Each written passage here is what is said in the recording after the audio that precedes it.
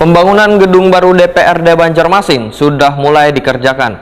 Pengerjaan diawali dengan melakukan pembongkaran atap lahan parkir Wan Musola yang berada di area lahan dari proyek pembangunan berlantai 3 tersebut. Pembangunan gedung baru DPRD Banjarmasin ini dilakukan secara multi-years atau kontrak tahun jamak. Pembangunan gedung baru DPRD Banjarmasin sudah mulai dikerjakan. Pengerjaan diawali dengan melakukan pembongkaran atap lahan parkir Wan Musola yang berada di area lahan dari proyek pembangunan berlantai 3 tersebut.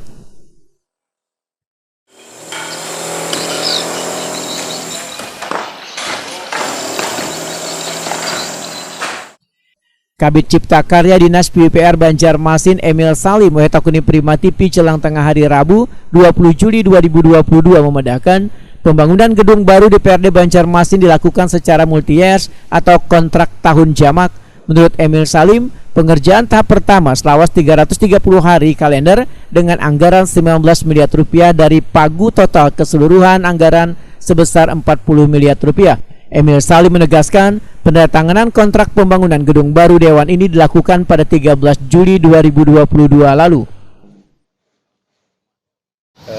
Pembangunan gedung Dewan Banjarmasin Kota itu kita ada penandatangan kontrak tanggal 13 Juli 2022 kemarin yang dimenangkan oleh PT Rancang Bangunan Mandiri sebagai kontraktor. Kemudian dari MK dengan konstruksinya PT Winaguna Sarana Teknik. Kemudian masa pelaksanaan insya Allah itu mohon doa 230 hari kalender atau kurang lebih 11 bulan. Pagu sekitar 40 miliar. Tahun ini berjalan 19 miliar. Kemudian yang kita kerjakan itu bertahap. Pertama pembongkaran, kemudian pemancangan, terakhir pembangunan. Mungkin bisa sampaikan awal.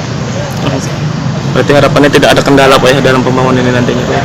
Pembangunan ini adalah bukan sekedar pembangunan dari dinas PU, tapi ini adalah pembangunan masyarakat.